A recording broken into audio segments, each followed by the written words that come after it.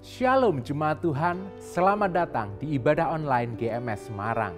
Di sepanjang ibadah ini, mari ikut memuji dan menyembah Tuhan serta responi setiap pesan Tuhan yang disampaikan. Bagi Anda yang baru pertama kali ini bergabung dengan kami ucapkan welcome home.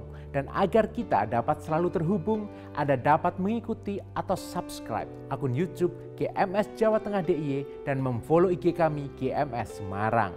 Jika Bapak Ibu Saudara memiliki pergumulan dan perlu dukungan doa, atau jika Anda belum memiliki komunitas rohani, silakan menghubungi kami melalui nomor WhatsApp 08222 30390. Memberikan persembahan adalah bagian dari ibadah kita. Bagi Anda yang akan memberikan perpuluhan atau persembahan ucapan syukur, dapat melakukannya melalui transfer bank ke nomor seperti yang tertera di layar, atau dapat juga memberikannya dengan cara scan QR Code melalui aplikasi dompet digital yang Anda miliki. Dan bagi jemaat yang rindu untuk terlibat di dalam proyek pembangunan gedung GMS Semarang, dapat memberikan melalui transfer ke nomor rekening seperti di layar dengan memberikan keterangan pembangunan GMS Semarang. Hari ini kita juga akan mengambil bagian di dalam perjamuan kudus yang akan dilakukan setelah pemberitaan firman Tuhan. Dan sebelum beribadah, mari kita satukan hati di dalam berdoa. Tuhan Yesus, sungguh kami bersyukur kepadamu karena kami boleh mengikuti ibadah pada hari ini. Kami rindu Tuhan memberikan yang terbaik bagimu. Pujian penyembahan kami dari hati yang mengasihi Engkau. Biar lawatan kasih-Mu, hadirat-Mu mengubah hidup kami. Terima kasih Tuhan. Di dalam nama Tuhan Yesus kami berdoa dan bersyukur. Haleluya. Amin. Selamat beribadah. Tuhan Yesus memberkati.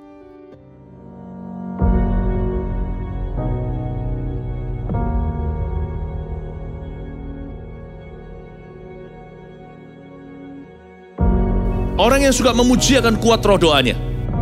Orang yang berdoa pasti berakhir memuji.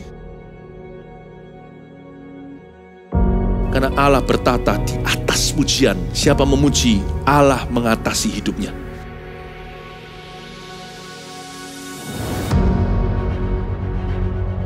The Year of Praise, tahun pujian, menjadi sebuah petualangan yang tiada dua.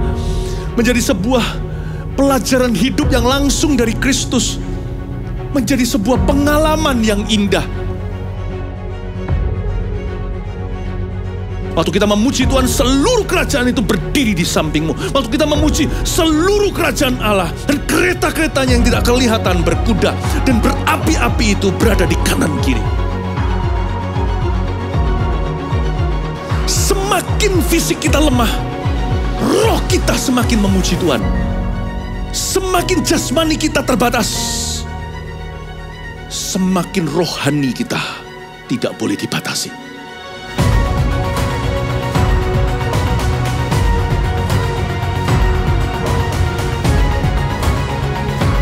Welcome to the Year of Praise and Provision. Mari kita mengizinkan Tuhan merajut rancangan yang belum pernah kita bayangkan.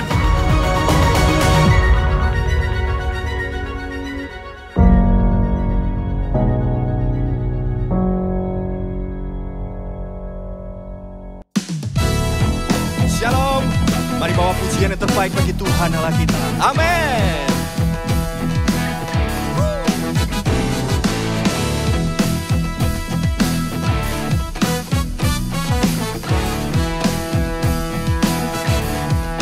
Dengan sukacita ku kan menari, dengan sorak-sorai memuji, ku naikkan pujian haleluya, nyanyi bagi Dia Sang Raja, nyanyi bagi Dia Sang Raja. Kasih Allah berkesudahan, selalu baru setiap pagi. Rahmat-Nya tak pernah berakhir seumur hidupku. Kasih Allah tak berkesudahan, selalu baru setiap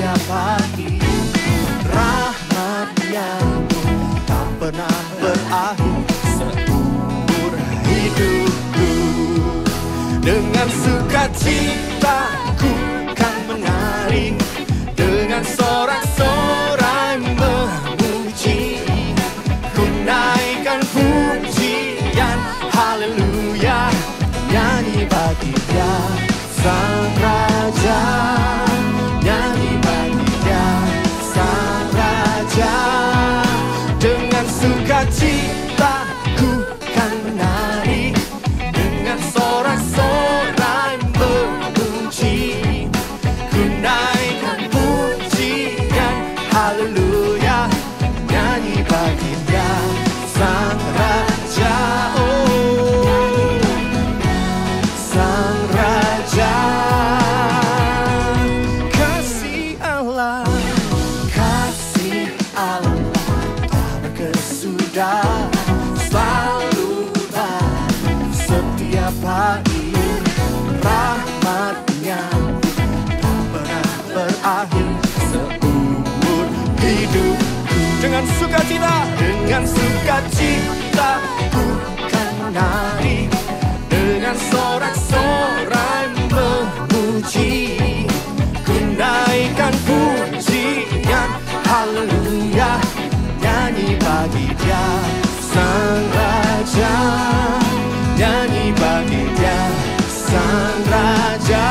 Oh, dengan sukacita ku kan menari dengan sorak-sorai memuji.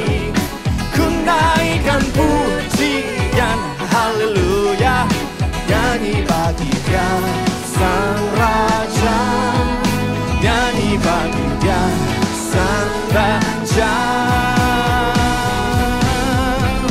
Dengan sukacita ku kan menari dengan sorak-sorai memuji. Ku naikkan pujian haleluya, nyanyi bagi Dia Sang Raja.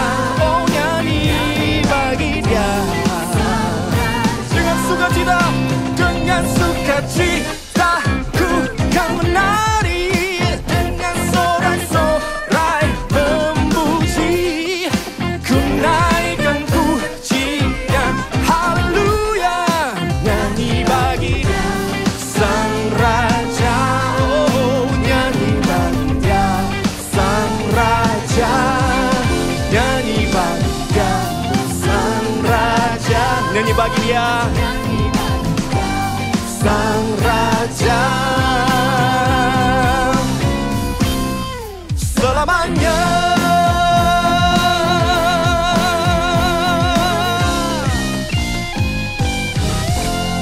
Haleluya. Berikan sorak-sorai lebih dahsyat bagi Tuhan kita. Woo!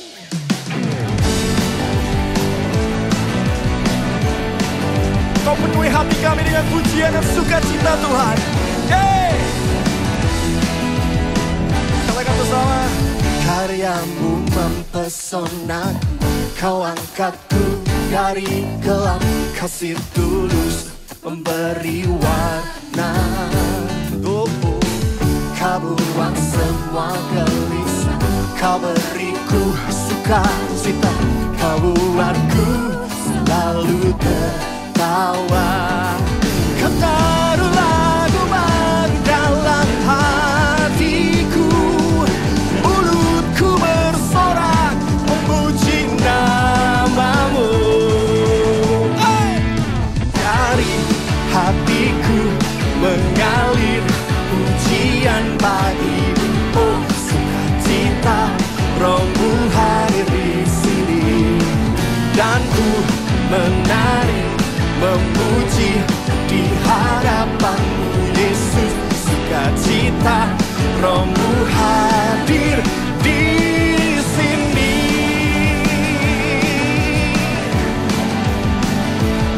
Oh, oh.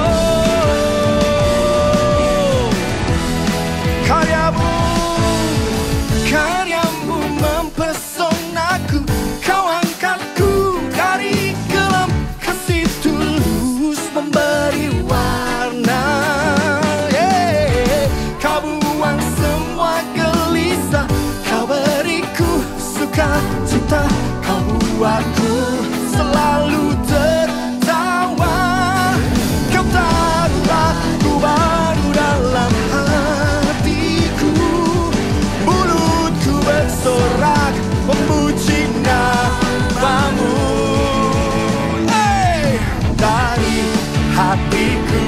mengalir pujian bagimu. Oh, sukacita Rohmu hadir di sini, dan ku menari memuji di hadapan-Mu Yesus. Sukacita Rohmu hadir di sini. Musik memuji Tuhan.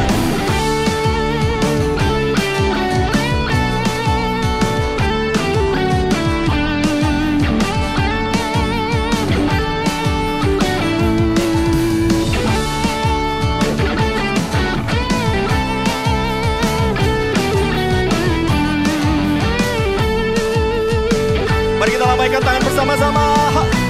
La la la la la la la la la la la. Haleluya. La la la la la la la la la la la.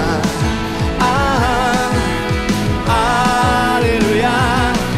Dari hatiku mengalir pujian bagimu. Oh, sukacita Rohmu hadir di sini, dan ku menari memuji di hadapan-Mu Yesus. Sukacita Rohmu hadir di sini. Hey, la la la la la la la la la la. Haleluya. La la la la la la la la la la la. Rohmu hadir di sini. Amin.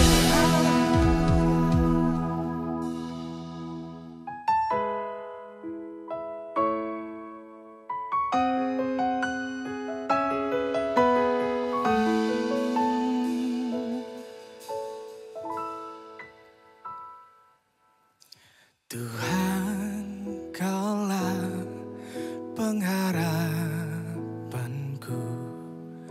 Ku percaya hanya kepadamu, Yesus Allah perlindunganku. Engkau yang selalu ku puji. Tuhan, Kaulah pengharapanku. Ku percaya hanya kepadamu, Yesus Allah perlindunganku. Engkau yang selalu ku puji. Mulutku penuh dengan pujian kepadamu ya Yesus Tuhan. Sepanjang hari ku beri penghormatan kepadamu ya Allahku. Oh, Tuhan, Kaulah pengharapanku. Ku percaya hanya kepadamu, Yesus Allah perlindunganku. Engkau yang selalu ku puji. Tuhan, Kaulah pengharapanku. Ku percaya hanya kepadamu, Yesus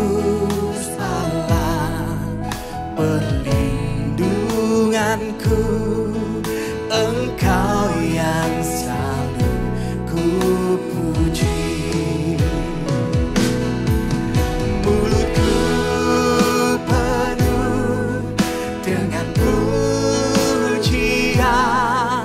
kepadamu ya Yesus Tuhan.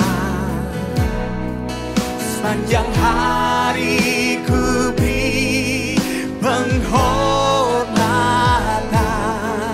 kepadamu ya Allahku.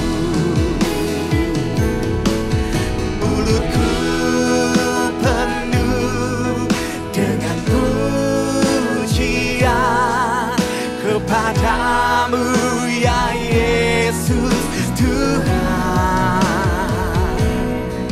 Sepanjang hari ku beri penghormatan kepadamu ya Allahku.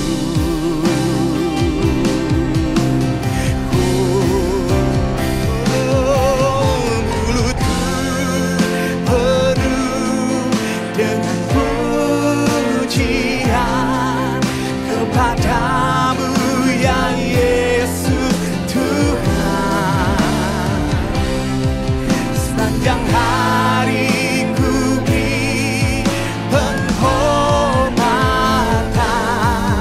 kepadamu ya Allahku.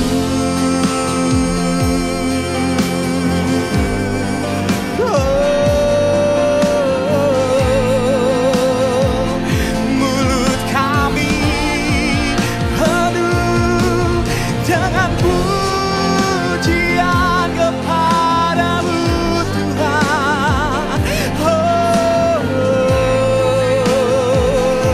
Di dalam masuk haleluya, haleluya.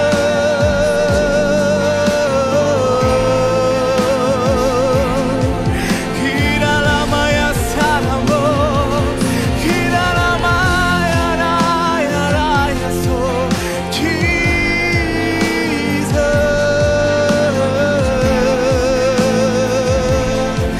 Kau yang layak, kau yang layak kami angkat dan kami tinggikan selamanya.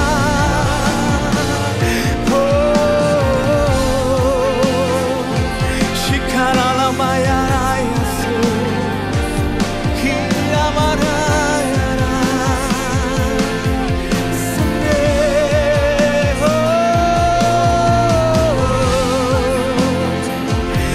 Hallelujah,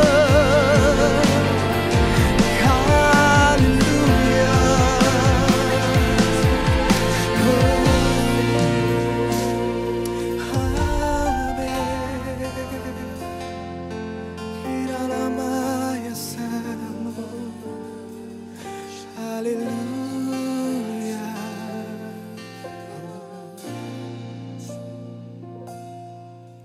Mulutku penuh dengan pujian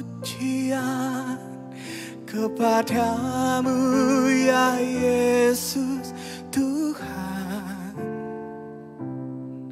Sepanjang hari ku beri penghormatan kepadamu ya Allahku.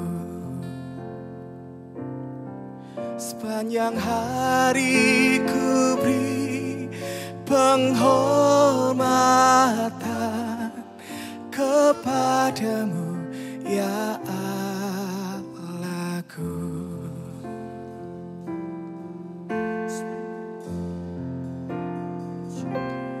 Ku kagum hormat akan Engkau, ku kagum hormat akan Engkau. Kau Allah yang layak dipuji, ku kagum akan Engkau. Ku kagum hormat akan Engkau. Ku kagum hormat akan Engkau. Kau Allah yang layak dipuji, ku kagum akan Engkau.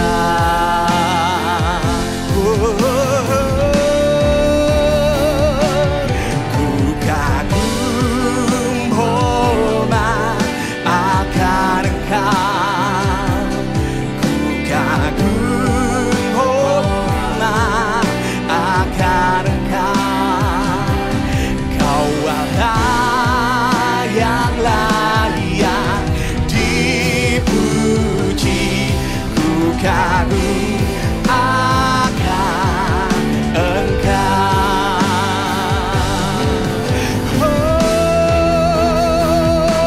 Ku kagum hormat akan Engkau.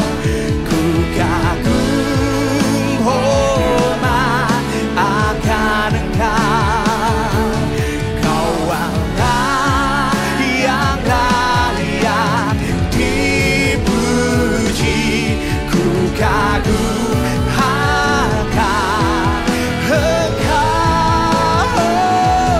Ku kagum hormat akan Engkau. Ku kagum hormat akan Engkau. Kau Allah yang layak dipuji, ku kagum akan Engkau. Kami kagum Tuhan.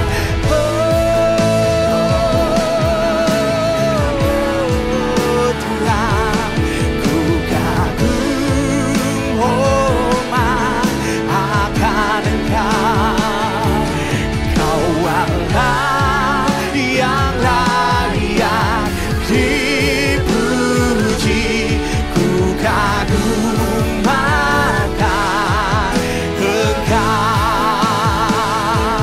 Kau Allah yang layak dipuji, ku kagum akan Engkau. Kau Allah yang layak dipuji, ku kagum akan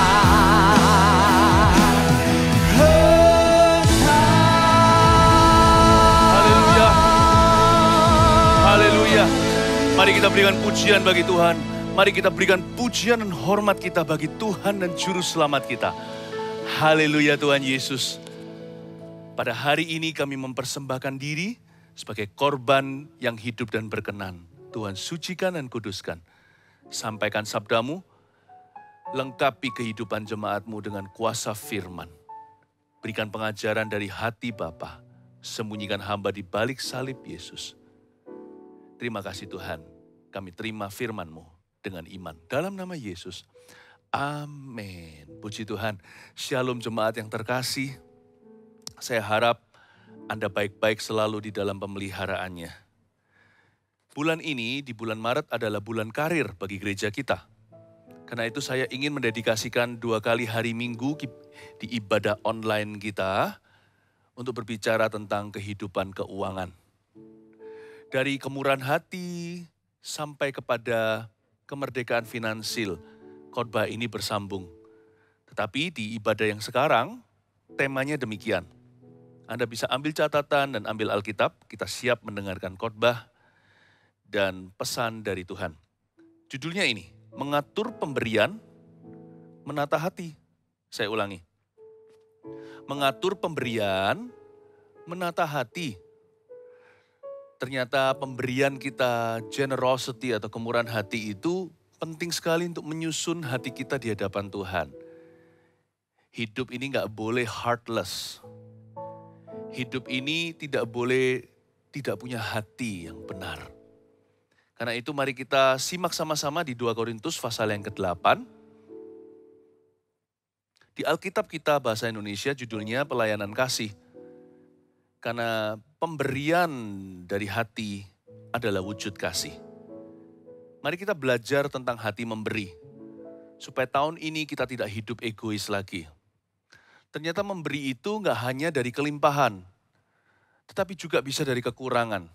Memberi itu ternyata adalah sifat. Bukan materi. Malah justru pemberian itu hanyalah manifestasi. Itu berbicara banyak tentang sikap hati. Giving is a calling. Giving is character. Nah, kita akan membaca sebuah cerita yang membuat terharu dari jemaat-jemaat di Makedonia. 2 Korintus pasal 8 ayat 1-9 pembahasan kita ayat pertama. Saudara-saudara, kami hendak memberitahukan kepada kamu tentang kasih karunia yang dianugerahkan kepada jemaat-jemaat di Makedonia. Selagi dicobai dengan berat dalam pelbagai penderitaan, sukacita mereka meluap dan meskipun mereka sangat miskin, namun mereka kaya dalam kemurahan. Sekali lagi, ayat 1 bunyinya, saudara-saudara. Paulus berkata, kami hendak memberitahukan kepada kamu tentang kasih karunia yang dianugerahkan kepada jemaat-jemaat di Makedonia. Paulus sedang membanggakan jemaat Makedonia kepada jemaat di Korintus. Dia berkata bahwa jemaat-jemaat di Makedonia ini teladan. Mereka ini bangsawan di mata Tuhan. Sekalipun mereka itu menderita dan mereka juga tidak punya, tetapi mereka ternyata kaya di mata Allah. Nah, Paulus sedang membanggakan orang-orang Makedonia dan hati mereka yang dipenuhi dengan kasih. Dan ayat pertama mengajarkan kepada kita intisari atau esensi memberi. Saudara-saudara, dia bicara kepada jemaat di Korintus, kami hendak memberitahukan kepada kamu tentang kasih karunia yang dianugerahkan kepada jemaat-jemaat di Makedonia. Dari kata kasih karunia, kita tahu bahwa setiap kesempatan dan kemauan untuk memberi adalah kasih karunia Allah. Sebab ada orang yang punya kemauan tapi nggak dapat kesempatan. Sama dengan melayani Tuhan. Ada orang tertentu yang rindu tetapi nggak bisa karena sedang sakit atau lagi lumpuh atau di rumah sakit. Jadi kita tahu bahwa kemauan saja kalau nggak ketemu dengan kesempatan tidak menjadi apa-apa. Dari sini kita tahu kemauan untuk memberi itu datangnya dari Allah. Demikian pula kesempatan yang dibukakan agar kita bisa memberi, agar kita bisa bermurah hati, itu semuanya adalah kasih karunia atau anugerah. Kata kasih karunia diambil dari bahasa Yunani charis, C-H-A-R-I-S. Atau dari situ keluar kata karisma. Jadi pemberian atau memberi kepada Tuhan, memberi kepada pekerjaannya, memberi kepada sesama, memberi kepada orang miskin disamakan dengan pencurahan Roh Kudus dan karunia-karunianya. Karisma. Bahasa Yunani karis itu nggak main-main. Itu bicara tentang the grace of God. Turunnya langsung dari tahta Bapa di sorga. Ternyata setiap kesempatan untuk bisa memberikan dan kemauan di hati kita tergerak untuk memberi sesuatu, itu adalah anugerah atau karisma. Berarti kalau kita memberi kepada Tuhan atau memberi kepada sesama kita yang membutuhkan, itu harus berdasarkan kasih karunia. Pertama berdasarkan kasih. Berarti kalau memberi tidak boleh pamrih. Kasih mana itu kalau memberi itu bersyarat? Aku memberi ke kamu ya, kalau kamu mengembalikan sesuatu, itu namanya dagang. Itu namanya trading, ada nilai tukarnya soalnya. Tapi kalau kasih itu agape, tidak bersyarat. Seperti kasih ibu kepada kita, memberi tanpa ingin kembali. Bukankah di bahasa Indonesianya ada lagunya? Nah, kasih yang dari Bapa datangnya jauh lebih mulia daripada kasih ibu sekaligus. Dari kasih ayah ibu sekalipun. Kalau kita memberi kepada Tuhan atau memberi kepada orang yang membutuhkan, baik itu berupa materi, moneter, keuangan, waktu, perhatian, wujud kasih yang kita salurkan, itu tidak boleh ada motivasi untuk dapat kembalian. Kalau kita memberi itu seperti Tuhan memberi kepada kita. Yesus mati untuk kita ketika kita masih berdosa. Tidak ada jaminan atau garansi bahwa kita akan mengasihi dia kembali. Dia tetap sudah mati untuk kita semuanya. Itulah kasih. Dan kasih itu sepihak. Satu sisi. Layak gak layak terima orangnya. Apakah ini menguntungkan atau merugikan? Kasih tidak peduli. Selain kasih, memberi itu juga karunia. Karunia itu satu sisi atau sepihak. Dia memberi tanpa ada embel-embelnya, tidak ada buntut atau ekornya.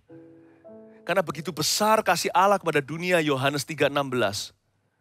Ia memberikan, mengaruniakan anaknya yang tunggal kepada seluruh dunia. Supaya barang siapa percaya kepada dia, akan diselamatkan dan tidak binasa. Dia beri dulu, baru barang siapa. Buktinya Yesus mati, juga masih banyak orang yang menolak dia. Tidak sedikit dalam sejarah manusia sejak Adam dan Hawa, manusia yang telah binasa. Dan semakin banyak lagi yang akan binasa nanti sekalipun kita injili. Tapi Yesus tetap sudah mati. Bapa tidak perhitungan. Bapa memberikan dengan leluasa. Dan Bapa mengaruniakan putranya yang tunggal, sekali diberi gak bisa ditarik kembali. Itulah karunia. Kasih itu motivasinya. Karunia ada tindakannya. Sekali ulurkan tangan, tidak ditarik lagi. Sekali berikan, tidak akan menyesali. Itulah roh pemberian. Segala sesuatu yang berupa kembalian hanyalah bonus belaka dari Tuhan.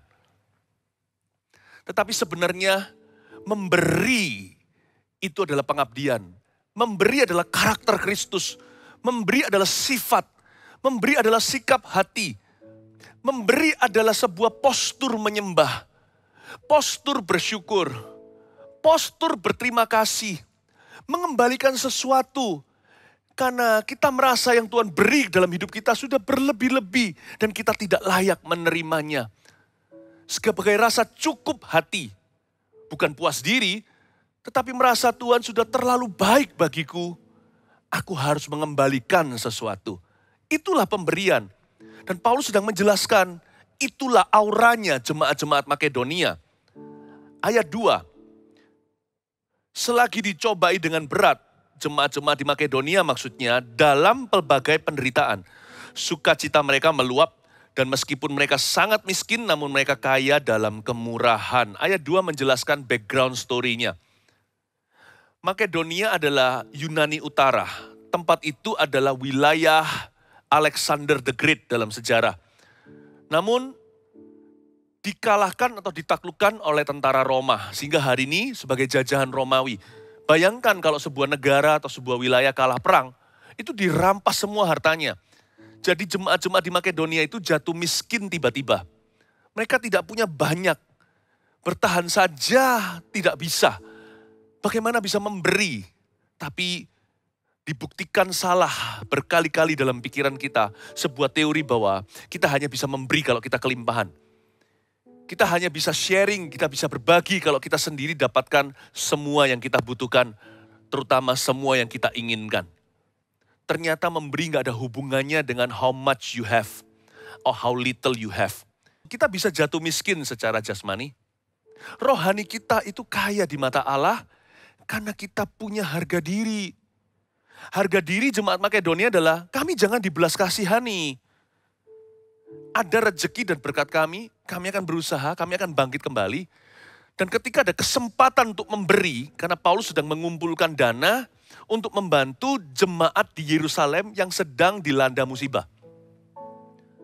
Dan gereja Yerusalem itu membutuhkan bantuan secara finansil. Apalagi menjadi pusat kebangunan rohani. Dan mereka memberi makan begitu banyak orang miskin. Dan Paulus terbeban untuk membantu, untuk mendukung pelayanan orang-orang kudus di situ. Dan ketika dia mengumpulkan dana ini, jemaat Makedonia tidak diajak karena mereka sendiri ngos-ngosan. Tapi mereka malahan tanda kutip tersinggung. Kok tidak dilibatkan? Mereka berkata, sekalipun kami tidak punya banyak, kami mau kaya dalam kemurahan. Buktinya di ayat 3. Aku bersaksi bahwa mereka telah memberikan menurut kemampuan mereka. Bahkan melampaui kemampuan mereka. Dengan kerelaan sendiri mereka, are you ready? Meminta dan mendesak kepada kami. Supaya mereka juga beroleh kasih karunia untuk mengambil bagian dalam pelayanan kepada orang-orang kudus. Lihat itu. Kita baca di ayat 4 bahwa jemaat-jemaat di Makedonia, tanda kutip tadi tersinggung itu, mereka meminta dan mendesak kepada Paulus dan kawan-kawannya, supaya mereka juga beroleh kasih karunia, beroleh karis atau karisma untuk mengambil bagian dalam pelayanan kepada orang-orang kudus di Yerusalem.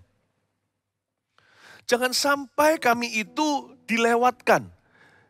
Kami memang miskin secara harta, bukan berarti kami tidak punya apa-apa. Kami masih punya sesuatu, maka mereka memberikan menurut kemampuan mereka, ayat 3.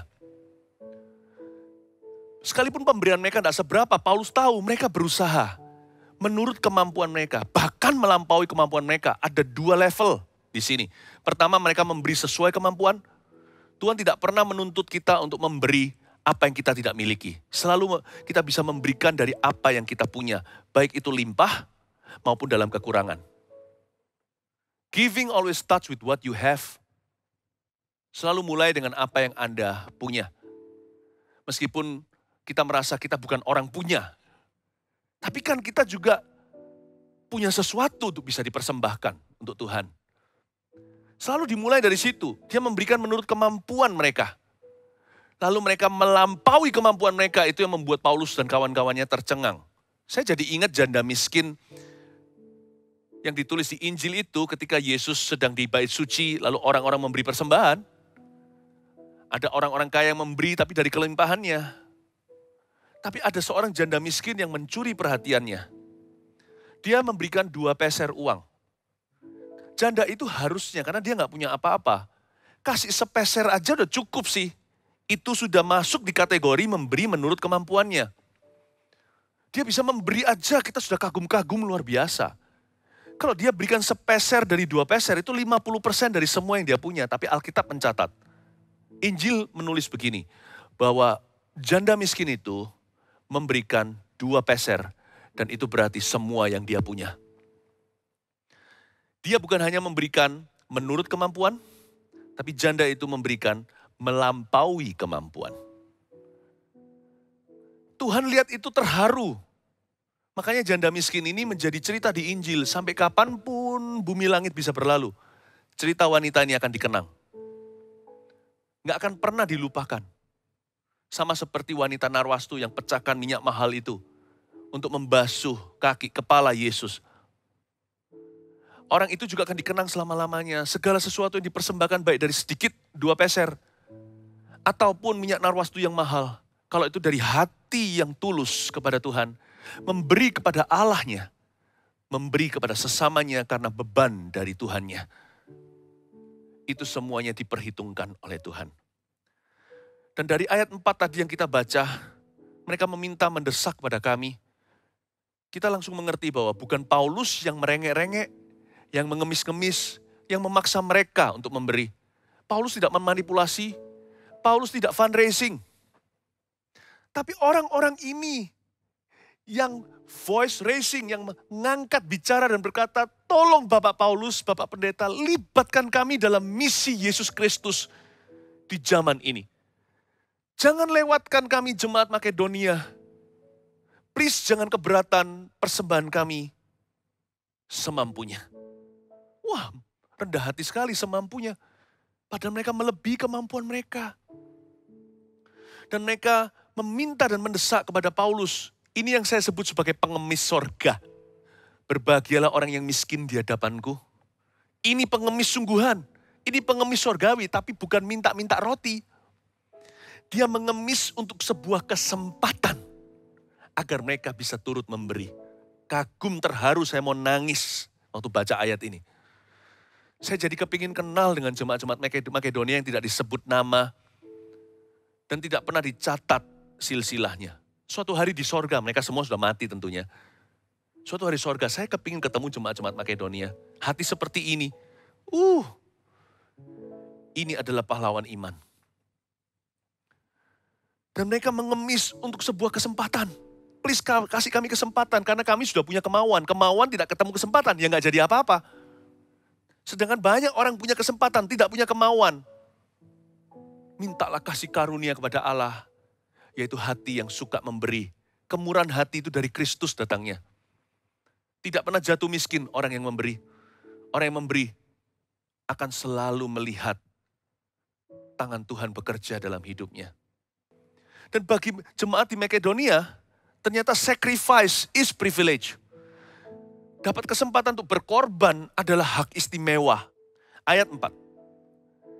Dengan kerelaan sendiri mereka meminta dan mendesak kepada kami supaya mereka juga beroleh kasih karunia untuk mengambil bagian dalam pelayanan kepada orang-orang kudus. Katakan pelayanan kepada orang-orang kudus. Katakan sekali lagi, pelayanan kepada orang-orang kudus. Jadi ternyata persembahan yang dikumpulkan oleh Paulus dan kawan-kawannya, termasuk dari jemaat-jemaat di Makedonia, adalah untuk pelayanan orang-orang kudus. Ini bukan soal memberi kepada gereja miskin atau gereja kaya, tapi holistik atau sifatnya menyeluruh kepada gereja yang mengelola dan berkarya. Yang jelas visi misinya, serta yang sehat keuangannya. Itulah pelayanan kepada orang-orang kudus. Ayat yang kelima, mereka memberikan lebih banyak daripada yang kami harapkan. Mereka memberikan diri mereka pertama-tama kepada Allah, kemudian oleh karena kehendak Allah juga kepada kami. Sebab itu kami mendesak kepada Titus supaya ia mengunjungi kamu dan menyelesaikan pelayanan kasih itu sebagaimana ia telah memulainya. Maka sekarang, sama seperti kamu kaya dalam segala sesuatu. Paulus bicara sama jemaat Korintus. Dalam iman, dalam perkataan, dalam pengetahuan, dalam kesungguhan untuk membantu, dan dalam kasihmu terhadap kami. Demikianlah juga hendaknya kamu kaya dalam pelayanan kasih ini. Paulus berkata kepada jemaat di Korintus, "Hei, belajarlah dari jemaat di Makedonia. Kamu kaya dalam karunia, perkataan, pengetahuan. Satu lagi, kurangmu hanya satu. Jadilah seperti jemaat di Makedonia, kaya dalam memberi." Dan dia menyelipkan suatu pesan di ayat 5 awal. Mereka memberikan, jemaat Makedonia, lebih banyak daripada yang kami harapkan. Bedanya dengan jemaat Korintus itu PHP atau pemberi harapan palsu. Tapi jemaat di Makedonia nggak banyak bicara. Mereka melampaui ekspektasi semua orang. Semua orang nggak sangka bahwa janda miskin ini, gereja yang sedang terpuruk dengan pelbagai permasalahan, malah justru actionnya nyata atau tindakannya sungguhan. Sedangkan jemaat Korintus, notabene jemaat yang diperkaya oleh Tuhan dengan berbagai karunia, bahkan mereka tinggal di sebuah kota yang sangat makmur. Korintus adalah sebuah kota yang sangat prosperous. Kota metropolitan di zaman itu. Malah justru mereka hanyalah janji iman.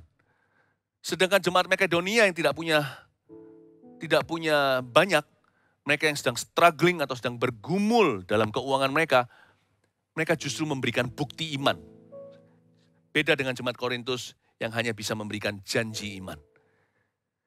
Tuhan itu suka sekali dengan orang yang tidak banyak bicara, tapi banyak berbuat. Betapa indahnya. Iman seperti itu, iman yang hidup. Sebab iman tanpa perbuatan adalah mati. Rahasia mereka di mana? Kita selidiki lebih lanjut jemaat Makedonia. Ayat 5, sekali lagi mereka memberikan lebih banyak daripada yang kami harapkan. Ini rahasianya. Mereka memberikan diri mereka pertama-tama kepada Allah. Itulah sebabnya. Karena itu mereka bisa jadi pemberi secara alami. Sebab orang yang memberikan dirinya kepada Tuhan akan secara alamiah menjadi pemberi. Material giving always follows self-giving to the Lord. Catat itu.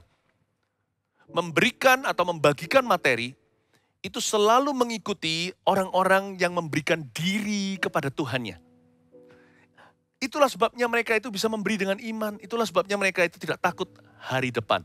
Sekalipun mereka sekarang masih struggling, masih mereka bergumul dalam keuangan, tapi Tuhan jelas-jelas memelihara jemaat ini.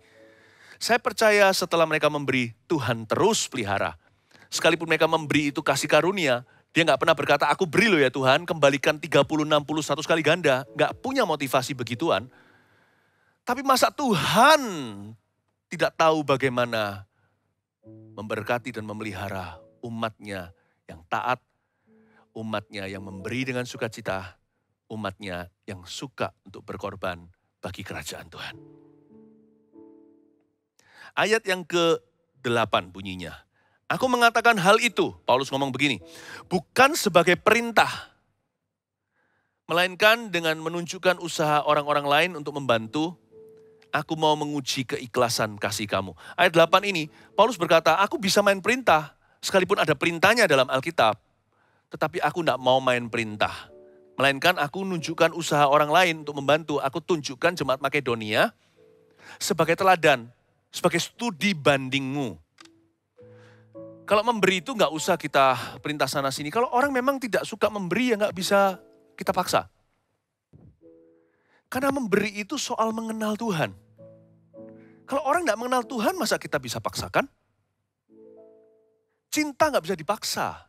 Demikianlah pepatah yang kita sering dengarkan. Aku mengatakan hal itu bukan sebagai perintah. Salah satunya coba saya singgung satu aja. Salah satu hal yang seringkali dijadikan perintah yang diperdebatkan di kalangan anak-anak Tuhan adalah persepuluhan. Persepuluhan kalau salah tafsir dianggap seperti taxation atau seperti perpajakan sorga. Padahal nggak begitu loh. Nggak begitu. Karena itu Paulus tidak akan pakai main perintah, dia langsung tunjukkan lewat teladan. Dia berkata, aku memberikan. Persepuluhan itu memang bukanlah seperti sebuah perpajakan sorga atau sebuah perintah paksaan. No. Persepuluhan bahkan dan segala macam bentuk pemberian adalah ujian keikhlasan. Ayat 8 yang kalimat terakhir, namun aku mau menguji keikhlasan kasih kamu. Persembahan persepuluhan itu ujian keikhlasan. Minimal persembahan persepuluhan adalah sebuah latihan atau disiplin menata hati. Saya lakukan itu. Saya tidak pernah main perintah. Saya lakukan saja dan itu akan menjadi inspirasi buat orang lain. Keluarga kami lakukan itu bukan karena diperintahkan Tuhan harus kasih 10%. Enggak. Tuhan perintahkan bukan 10%, 100% seluruh hidupmu.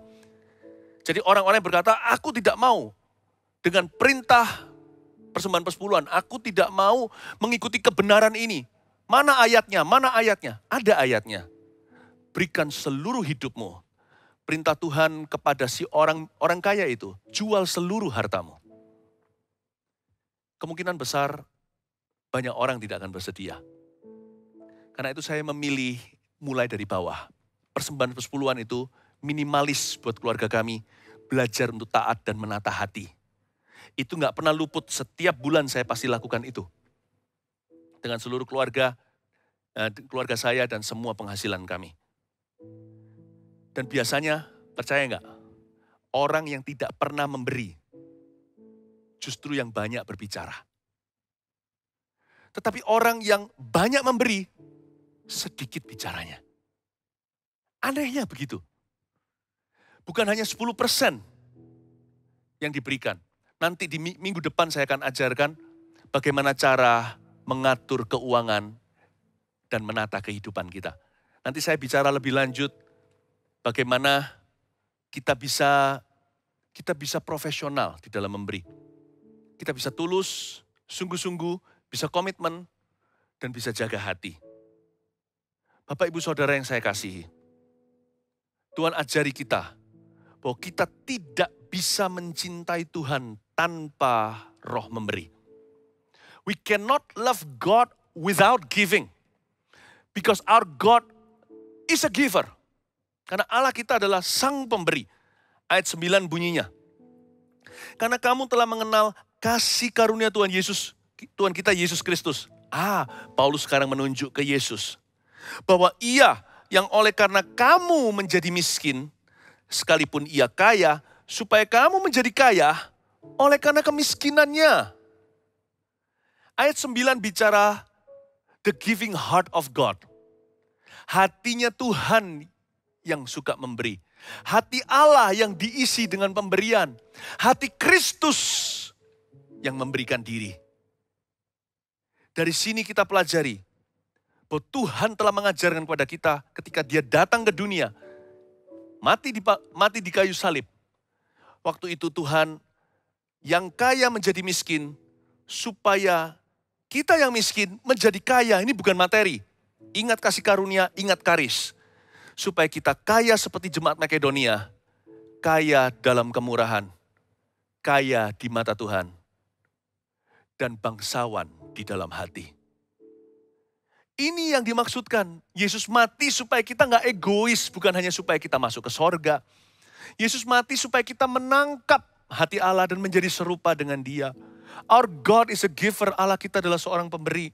Karena begitu besar kasih Allah kepada dunia, Dia berikan anaknya yang tunggal. You and I cannot love Jesus without giving. We cannot be like Christ. Kita nggak bisa menjadi seperti Kristus tanpa roh memberi. Akhir kata, kita memberi hanya karena kasih. Kita memberi karena cinta. Kita memberi karena beban. Beban ilahi dan kita memberi pada akhirnya adalah karena Tuhan. We give because we love.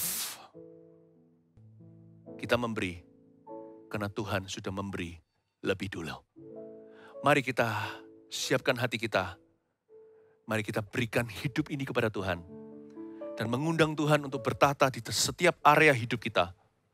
Termasuk di area keuangan. Sebentar waktu kita nanti ambil perjamuan kudus, mari kita bersekutu dengan tubuh dan darah Yesus. Siapa mengambil perjamuan kudus ini sedang mengakui bahwa Yesus adalah Tuhannya. Dan kalau Tuhan, Yesus adalah Tuhan atas hidupmu dan hidupku, jadikan Dia Tuhan atas segala area kehidupan, termasuk di area keuangan. Haleluya, nyanyi satu lagu. Karya terbesar dalam hidupku, pengorbananmu yang selamatkanku. Engkaulah harta yang tak ternilai, yang ku miliki dan ku hargai. Yesus, Engkau ku kagumi. Karya terbesar dalam hidupku, pengorbananmu yang selamatkanku. Engkaulah harta yang tak ternilai, yang ku miliki dan ku hargai. Yesus, Engkau ku kagumi. Yesus, Engkau, Yesus, Engkau ku kagumi. Yesus, Engkau ku kagumi. Sebagai orang-orang yang sudah diselamatkan, tidak ada harta lebih besar daripada Yesus sebagai Tuhan kita. Hari ini jiwa kita sudah dibebaskan, dosa kita diampuni, tidak ada kekayaan lebih tinggi. Mari bersyukur namamu dan namaku tertulis dalam kitab kehidupan. Buat apa seseorang memperoleh seluruh dunia tapi kehilangan nyawanya? Bersyukurlah pada Tuhan. At least paling tidak, Anda punya keselamatan yang tidak akan pernah meninggalkanmu seumur hidupmu. Mari kita berterima kasih pada Tuhan Yesus. Di rumah masing-masing, di tempat Anda berada, ambillah roti dan anggur. Air pun jadi dalam hadirat Allah. Yang penting iman Anda kepada firman-Nya. Ambillah sama-sama kita siapkan hati untuk mengundang Yesus. Bukan menjadi juru selamat kita, itu sudah bagi sebagian besar kita. Tapi mengundang Dia lebih lagi untuk berdaulat, berkuasa atas segala area hidup ini. Tanpa kecuali kehidupan, keuangan kita.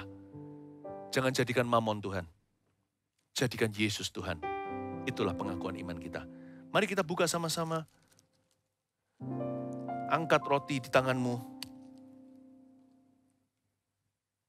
Dan katakan ini Tuhan Yesus. Katakan Tuhan Yesus, Kaulah Tuhan dan Rajaku. Terima kasih sudah berkorban untuk aku. Kaulah harta terbesar. Dalam nama Yesus. Dan pada hari malam itu Tuhan Yesus mengangkat roti bersama murid-muridnya. Ia memecah-mecahkannya dan berkata, perbuatlah ini untuk mengingat aku. Setiap kali kau memakannya dalam hadiratku. Mari kita makan dan ingat, Yesus adalah Tuhan atas hidup kita. Mari kita makan bersama.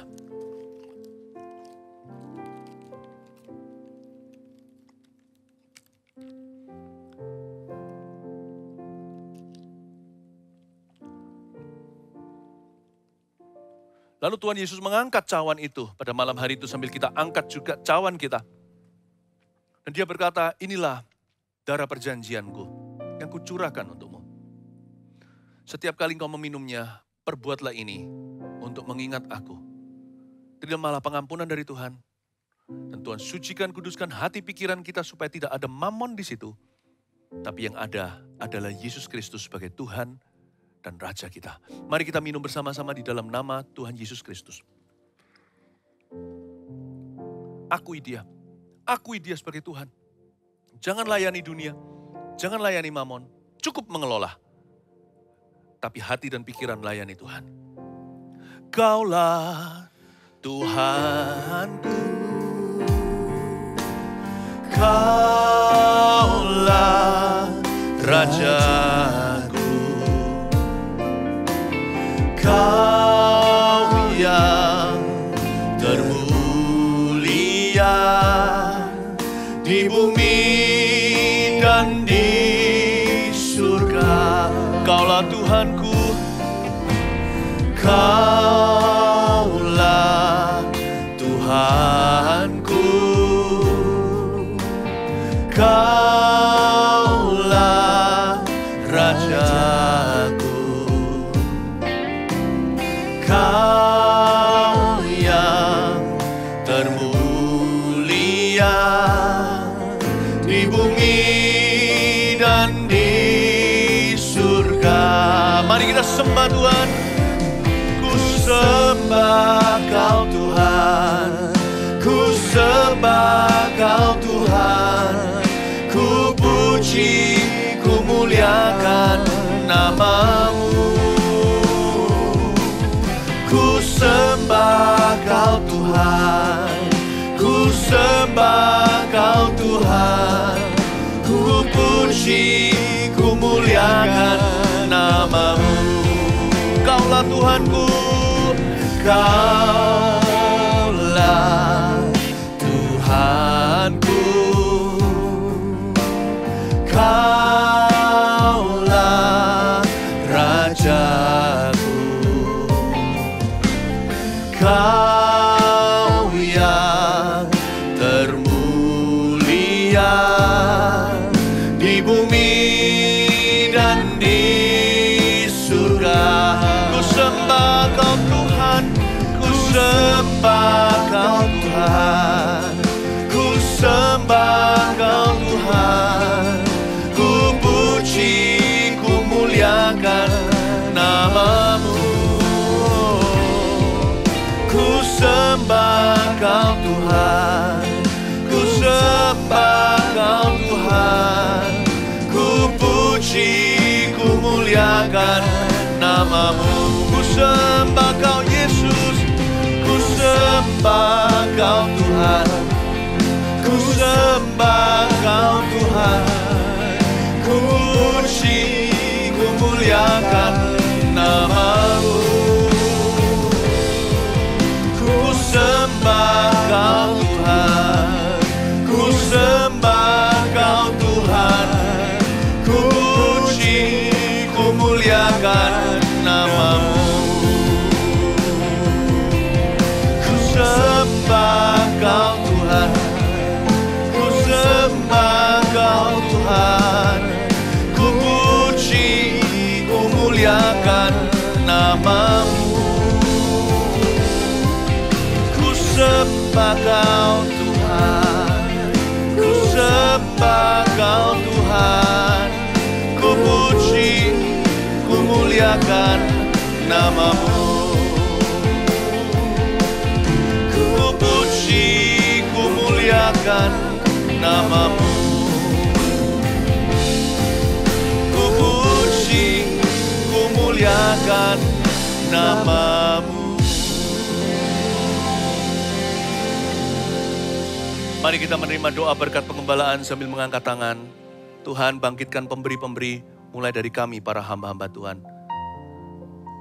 Suatu umat yang tahu bagaimana mengembalikan kasih kepada Dia yang memberikan kasih secara cuma-cuma. Give our church, berikan pada gereja kami the charis, kasih karunia, the karisma, anugerah itu ya Tuhan Yesus, sehingga kami tidak pernah dilewatkan untuk terlibat dalam pekerjaan Tuhan yang besar di akhir zaman ini. Pelayanan pada orang-orang kudus dijalankan ya Tuhan Yesus melalui gereja-gerejamu yang hidup. Terima kasih Tuhan.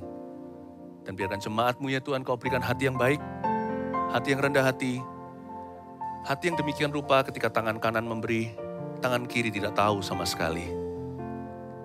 Hati yang tanpa pamrih yang tulus, dimulai dari kami, gembala-gembala, supaya kami menjadi teladan terlebih dahulu. Terima kasih Tuhan Yesus, urapan-Mu atas kami semuanya. Mari kita angkat tangan, terimalah berkat dari Allah Bapa, Allah Putra dan Allah Roh Kudus. Pekerjaan dan keuanganmu pun dalam campur tangan Tuhan. Keluargamu diberikan damai sejahtera, kesehatan di badan Anda, keluar masukmu disertai. Dalam nama Yesus, haleluya, amin.